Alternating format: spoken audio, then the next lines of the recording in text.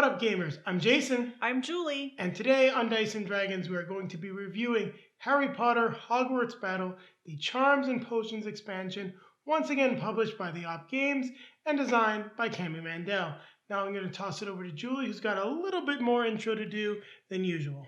Yes, first of all, we want to say thanks to the Op for providing us with a review copy for us to provide our thoughts and opinions on the game. So thanks again to the Op for the review copy.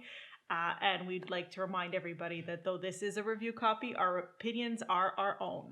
And how many players is this for now? This is for 2 to 5 players. It's intended for ages 11 and above. It's a cooperative deck building game where we are out to kill, to defeat, I guess is a better way to say it. Yes, well, we're heroes. We don't try to kill the Death Eaters. We try to capture them and send them to Azkaban. So we are trying to defeat the forces of Voldemort.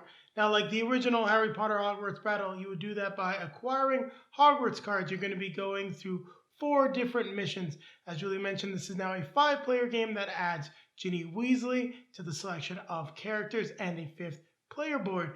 You will also be getting access to potions as well as charms. Charms are abilities that will change as your health fluctuates through the course of the game, whereas potions, well, you get to brew them, you can use them right away, or add them to your hand. I think I've covered everything now. I think you have. All right, so what time is it? Time to grab our drinks.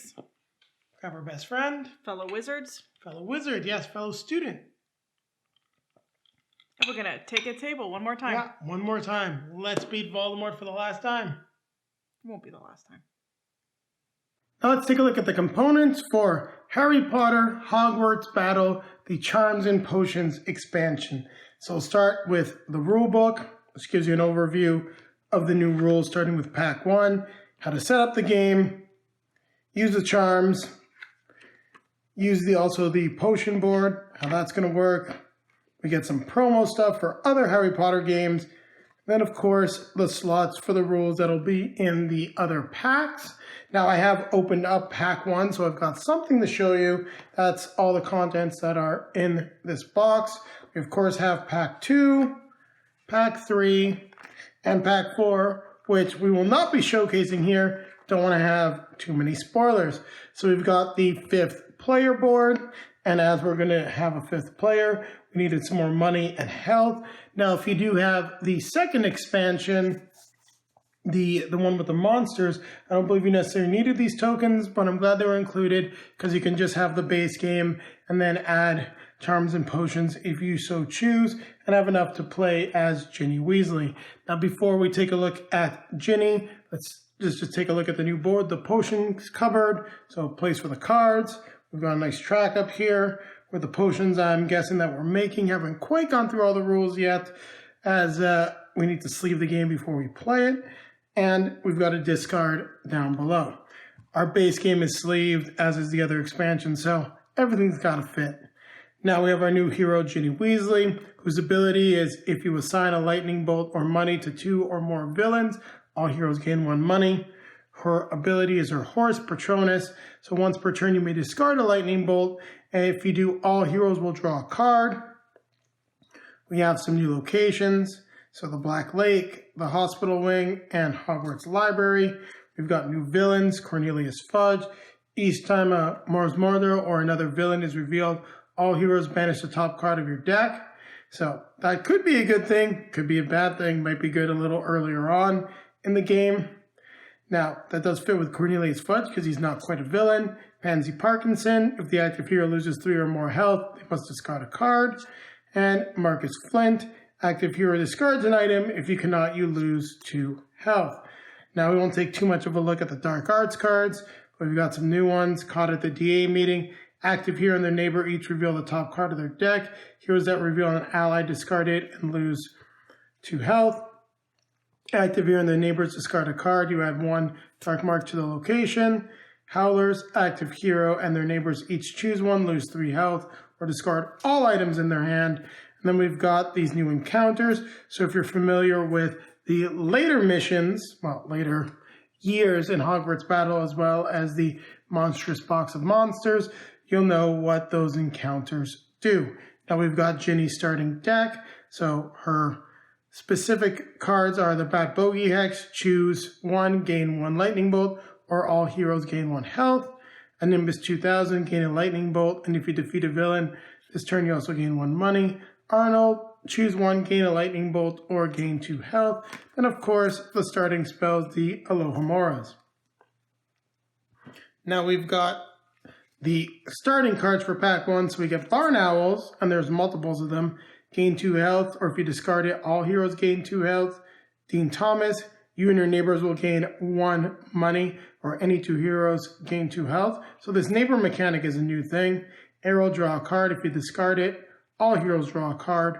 Harry Potter, any 2 heroes gain a lightning bolt and remove 1 dark mark from the location. Hermione Granger, all heroes gain 1 money, and then you get to roll one of the Hogwarts dice. I believe that's the Hogwarts dice symbol, can't quite tell from here. Lavender Brown, gain 1 money and draw a card. All heroes gain 2 health. Neville Longbottom, gain 2 health, and any 2 heroes will gain 3 health. Padma and Pravarti, any 2 heroes each gain 2 lightning bolts. Ron Weasley, gain 2 lightning bolts, and if you defeat a villain, all heroes gain a health. Then we got some Screech Owls, which can do some different stuff. Any 2 heroes gain 1 money and 1 health. If you discard this, it's a lightning bolt, 1 money and 1 health. Pretty cool. Auto Answer Quill, gain 2 lightning bolts. If you defeat a villain, remove 1 dark mark from the location. Choose any 1 house die to roll with the self-correcting ink. You may spend 1 money to flip it to another visible side. Choose any 1 health. Yeah, that's another one. Then we've got the new spells, Arrest a Momentum. Remove 1 from the location and banish a card in your discard pile. Really happy we're seeing banishing elements. Being able to start thinning out your deck is something that's a must. Ascendio, gain 2 money. You and your neighbor each draw a card. Very cool. Locomotor, you and your neighbors gain 1 money, and you may remove a card from your discard pile to any other hero's hand. May move a card. Wonder how that works if we can get that card back. Scourgify, gain 1 money, and you may banish a card from your hand or discard pile. Love this one.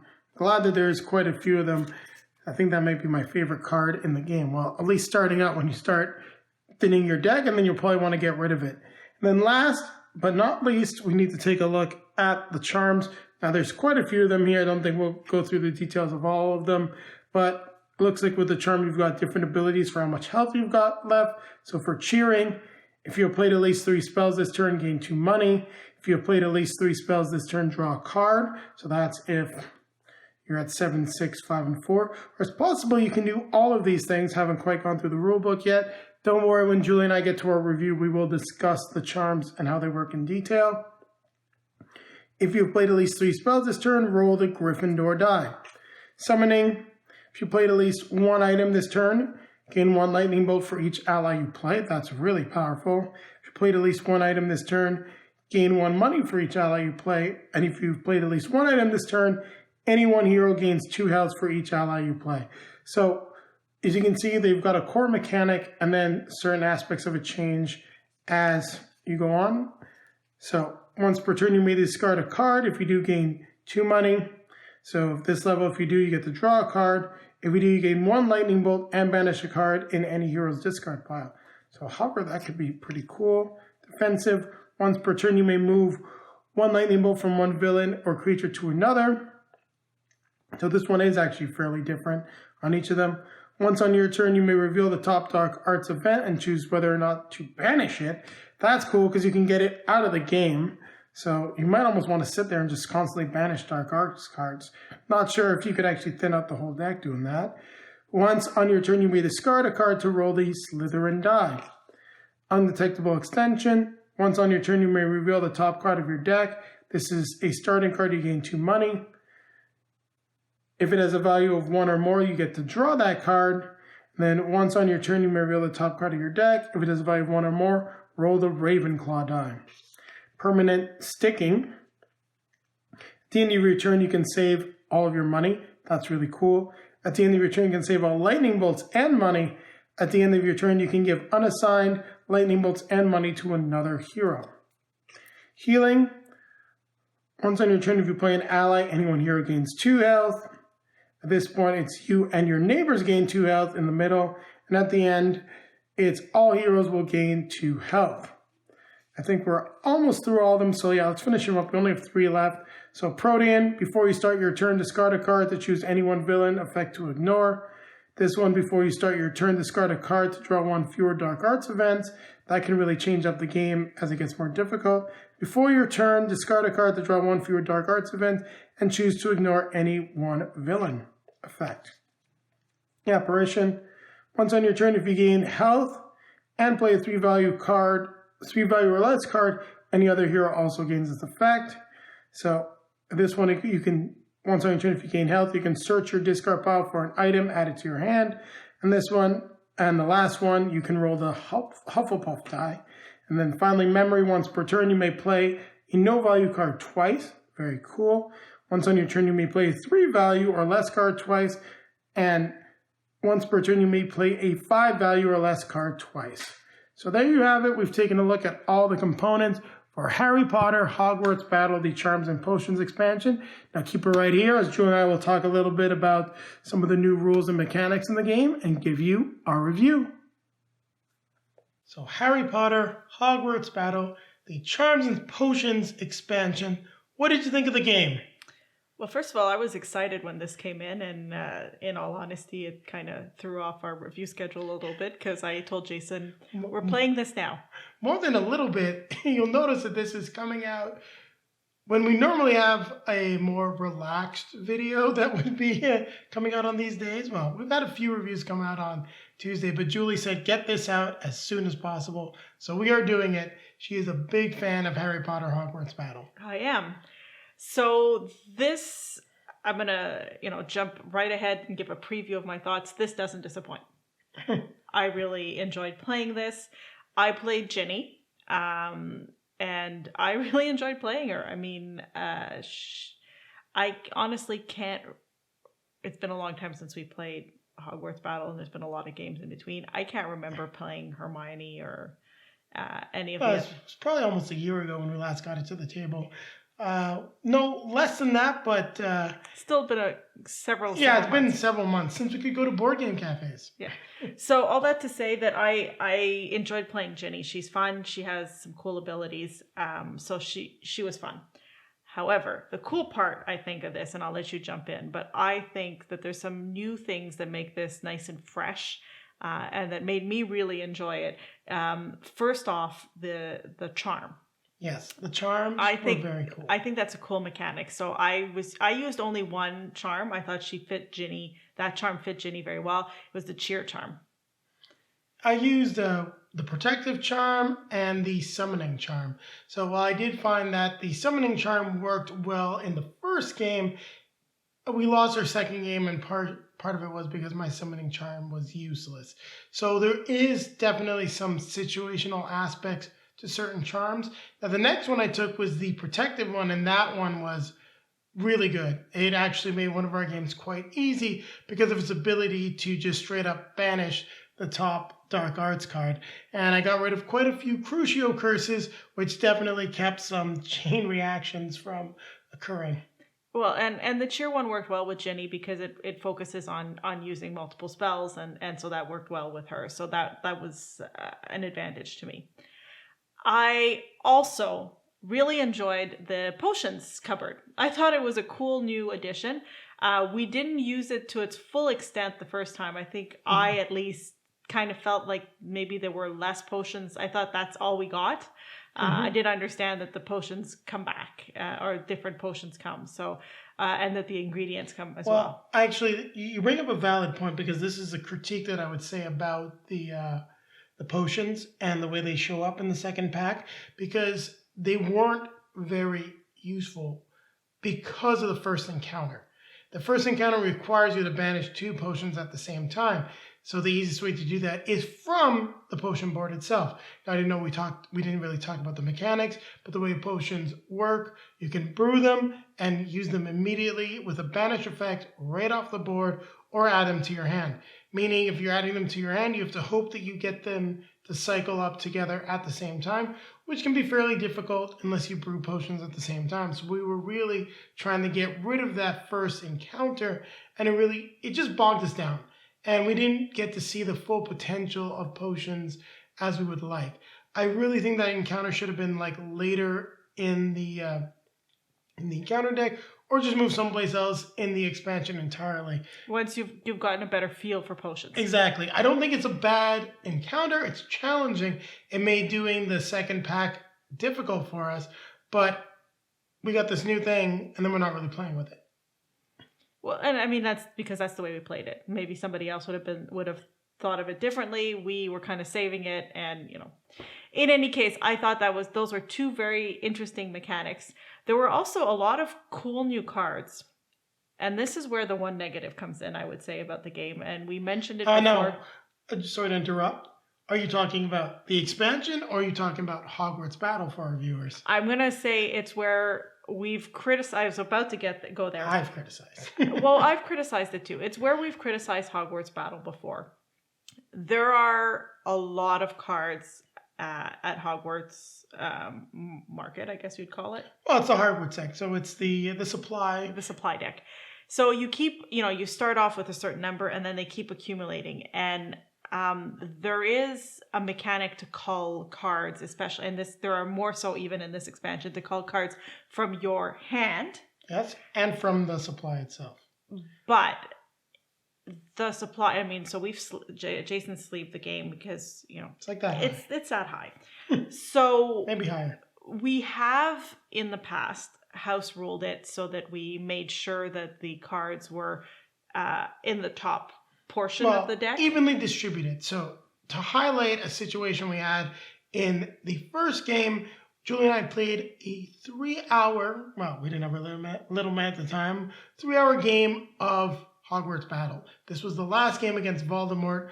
We were hanging on, and we literally probably went through about half the deck. My deck was like this high. Hers was really high. We had not gotten more than, I think, one Hogwarts die card. Then finally, I got so frustrated, I looked, every single card was in the bottom half of the deck.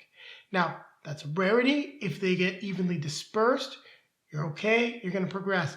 And then we were like, so we have to keep buying cards or throw out everything, get these cards and get them to come up. I was like, we probably have another 2 hours trying to hang on. And it just was not fun. And just to highlight, we played this expansion with the base game. Because of the stack of cards, Julie and I talked about it, we decided that we were going to exclude the monster expansion because we want to play as many new cards as possible. So we were lucky. We did get some of the cool cards that came up. We didn't get them all. Like Neville Longbottom never even showed up. No. Or maybe once. Yeah. But that being said, that is Hogwarts Battle. That didn't change here.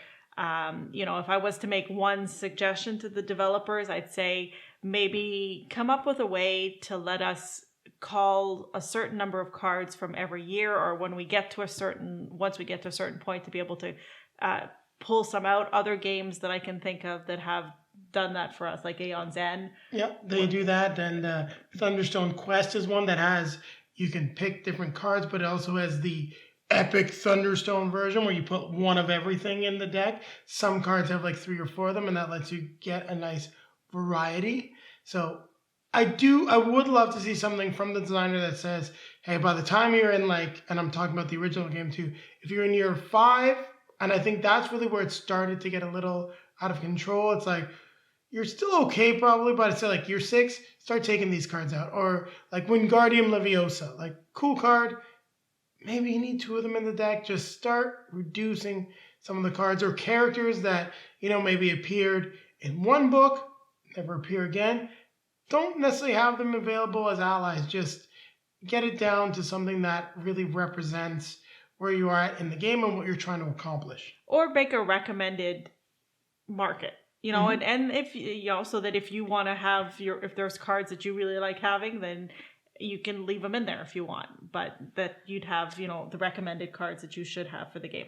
Anyways, I think that's... we don't want to. I don't want to harp on it because I still love this game. I love it.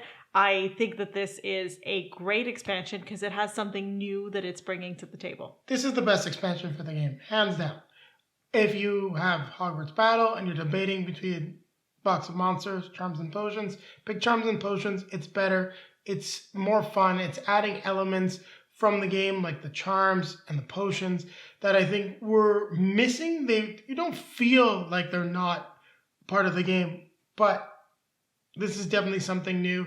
Getting the 5th character, adding Ginny, I think this really sort of fleshes out what you're going to have with Hogwarts Battle as a game. I'm not quite sure where they could go from here. I could definitely see them probably getting it with one more expansion. But if they're going to do that, like especially if you want to play with all the cards for both expansion, there's going to need to be some way to manage that deck and make those encounters very meaningful. So, is there anything else that you want to say about the game? I think we've covered. I'm ready to give my rating unless you have something else you want to add. No, just in summary, I really enjoy Hogwarts Battle. It is a family-friendly deck building game. Now, while this adds a little bit more complexity to the game, it is not going to change like that level. Still very easy to play, highly accessible. So if you want to play with kids, grandparents, parents, it's something that the whole family can enjoy. Agreed. All right. So my rating on this is actually, I mean, we've talked about it, and I think it's changed with a little bit of time. A little bit of time, because maybe less fresh that I got annoyed by a deck that wouldn't give me the cards that I needed. Well, you wanted to Padma and Pravati, and we never saw them. Yeah. To me, this expansion's an 8. So I'm going to be a little less than Julie. I'm going to give it a 7.5. I still can't forgive that ridiculous stack of cards. We really tried to get all the new cards out, and it just wasn't happening. But we did see a significant portion of them. The new abilities were very cool, and I do think that if you have Hogwarts Battle and you need more of it, this is definitely the way to go. Thumbs up. Good job. Agreed. On the games. So what time is it now, Julie? It's time to remind you to like, comment, subscribe, hit the bell to be notified when we have some new content for you. And take a look down below in the video description. You will find links to all of our social media feeds: Facebook, Twitter, Instagram. If you'd like to see pictures of Julie and I playing Hogwarts Battle, as well as the Charms and Potions expansion, they'll be on those feeds. And then popping up in front of us are going to be links to some of our previously released content. The first one's going to take you over here to our most recent video. And the one popping up in front of Julie, since we didn't have it in this video, will be a review and how to play of Harry Potter Hogwarts Battle. So what time is it now, Julie? It's time to grab our drinks. Grab our best friend and fellow wizard. Well, witch. Still wizard. And we're going to keep playing games. Going to keep playing Hogwarts Battle. Who knows? Maybe we'll see a Fantastic Beast battle or something. I'm just looking forward to, once this pandemic is over and we can, play it again. I'm hoping maybe at Christmas, maybe we can have another Charlton family Hogwarts battle. I know your dad will not necessarily be looking forward to it. Well, at least the first 2 games. Not sure if we'll get all 4 done in a row like last time. No, it's not as long now. You can do a campaign and not spend 7 hours like we did.